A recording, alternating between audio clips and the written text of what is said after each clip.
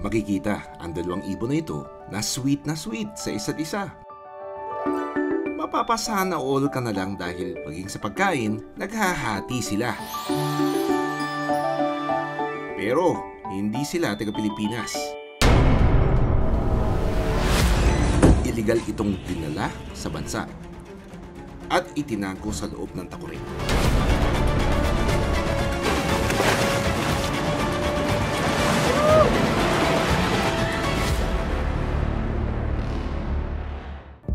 Sarangani Bay ang isa raw sa mga backdoor o illegal na daanan ng mga tao, produkto at maging mga hayop mula Malaysia at Indonesia. Ito Marso lang, may nahuli ang ating mga maritime police dito sa Sarangani Bay na 4 na Indonesian kasama sa mga nahuli yung mga illegal na kontraband at saka yung 2 kakatu na nakalagay sa thermos. Titignan natin sa mga susunod na araw dahil babalikan natin yung area na yan. Tingnan natin kung may makita tayo. Right now po is continuous yung monitoring natin. Ilang araw na rin tayong nandito. Ito yung team ng from General Santos City Maritime Police Station. Kasi nga may information na kami na-receive na possible anytime baka may pumasok ngayon na wildlife galing Indonesia. Sa aming paglaot, may 2 lumba-lumba o dolphin na sumabay sa aming pagpapatrol. Ang Sarangani Bay ay tahanan ng iba't ibang uri ng dolphins, gaya ng spinner dolphins at rhesus dolphins. May pagkakataon din na may nakikita rin silang dugong dito. Taong 2023, nang huling maidokumento ng DNR Region 12 ang palangoy-langoy na dugong na ito sa Sarangani Bay. Ilang araw na rin kasi medyo masama yung panahon dito. Tapos medyo hindi ganun kakon yung dagat kaya siguro hindi pa sila nakakapasok, hindi pa nakakapasok papunta ng border dito. Continuous pa rin yung conduct natin ng operation yan, ma'am. Actually mamayang gabi, tuloy-tuloy pa rin kami tsaka sa mga susunod na mga araw. Habang patuloy na pagpapatrol ng General Santos Maritime Police sa coastal area ng Sarangani Bay. Yung area kasi ng Sarangani Bay, minsan kasi dito sa may area sila ng Glan or dito sa may area ng Maasim, Sigarillo. Ayan, kasama na rin yung wildlife at saka yung mga nagko-cross border na mga Illegal aliens. Yeah. Like mga Indonesian national pumapasok dito ng hindi dumadaan sa proseso po. Marso ngayong taon, nakumpiska ng General Santos Maritime Police sa mga Indonesian ang 2 ibon na itinago sa loob ng thermos. Siniksik po sa loob? Siniksik sa loob.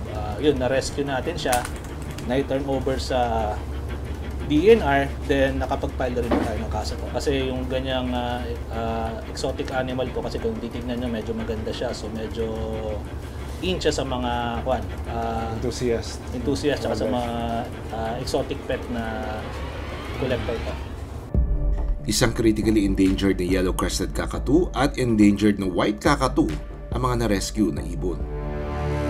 Sumama kami sa buwan ng seaborne operations ng General Santos Maritime Police sa pangunguna ni Police Captain Marcelino Antonio Nalus.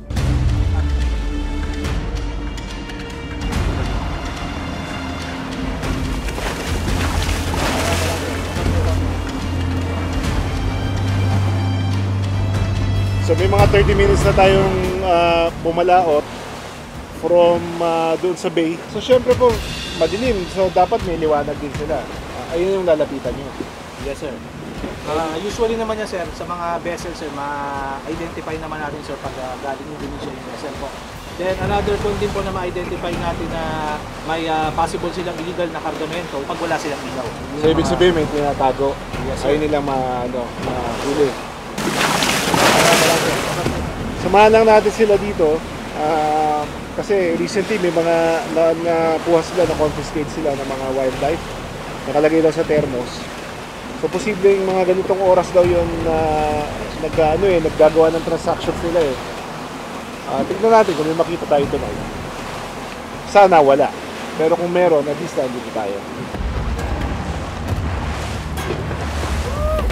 Nagsagawa rin sila ng spot checking sa mga dokumento ng mga nasa maliliit na bangka para masiguro na Pilipino ang mga mangingisda. Ang hirap din ng ano, no? Ang ginagawa ng ibang mga mangingisda kasi kailangan may proper documents ka pag lalaot ka dito. Bukod na delikado na siya, kailangan dapat secure din yung mga dokumento mo. Parang kagaya na setup sir sa highway patrol sir.